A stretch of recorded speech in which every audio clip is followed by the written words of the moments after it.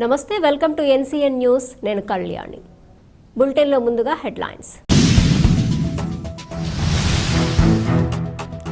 వేసవి దృష్ట్యా ఈ ఏడాది వడగాలులు వీచే అవకాశం ఎక్కువగా ఉంటుంది. జిల్లా కలెక్టర్ పి ప్రశాంతి. వాతావరణ సంస్థ హెచ్చరికల నేపథ్యంలో ఈ ఏడాది ఎండల తీవ్రత ఎక్కువగా ఉండే నేపథ్యంలో వడగాలులు వీచే అవకాశం ఉందని క్షేత్రస్థాయిలో మున్సిపల్, పంచాయతీ అధికారులు తగిన ముందస్తు జాగ్రత్తలు తీసుకోవాలని, అందులో భాగంగానే ప్రజల్లో అవగాహన కలగజేయాలని జిల్లా కలెక్టర్ పి ప్రశాంతి ఆదేశించారు.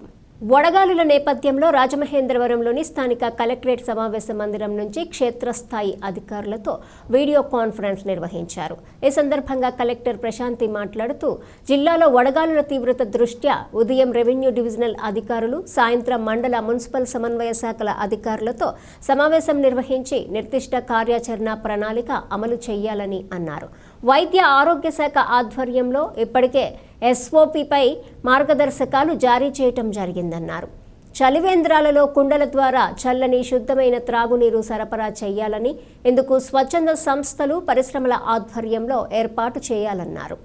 ప్రభుత్వ, ప్రైవేటు పాఠశాలల, అంగన్వాడీ కేంద్రాలకు ఒంటిపూట బడులు నిర్వహించాలని, నిబంధనలు ఉల్లంఘిస్తే తరగతులు నిర్వహించే వారి విషయంలో ఉపేక్షించే ప్రసక్తే లేదని కలెక్టర్ పి ప్రశాంతి స్పష్టం చేశారు. ఇందుకు సంబంధించి తనిఖీలు నిర్వహించి తగిన చర్యలు తీసుకోవాలని ఆదేశించారు.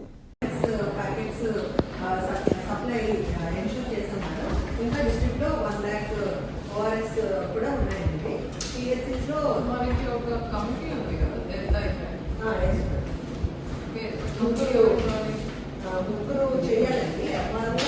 Medical officer and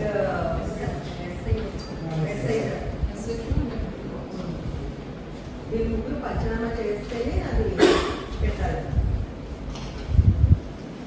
and dos and don'ts IEC ఒకటి డెవలప్ చేశాము కదా, అవి మెయిల్స్లో ఆల్రెడీ పీహెచ్సిస్కి కమ్యూనికేట్ చేశాము.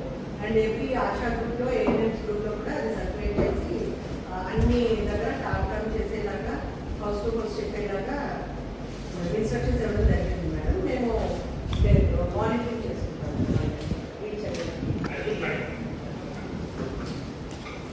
రాజమండ్రి అర్బన్ ఎవరు రిప్రజెంట్ చేస్తున్నారు? Department has communicated to us some heat wave. So heat wave అనేది ఈ సమ్మర్ సీజన్లో లాస్ట్ ఇయర్ కన్నా కొంచెం ఎక్కువగా ఉంటుంది. So we should be ready in all aspects to avoid untoward incident.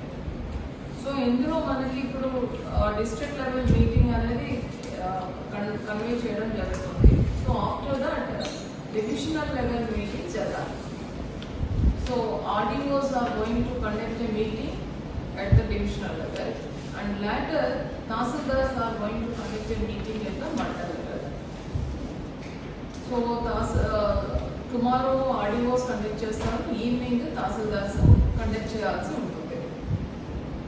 So ఇందులో మనకి డైలీ రిపోర్టింగ్ అనేది హెల్త్ డిపార్ట్మెంట్ ద్వారా వెళ్తుంది.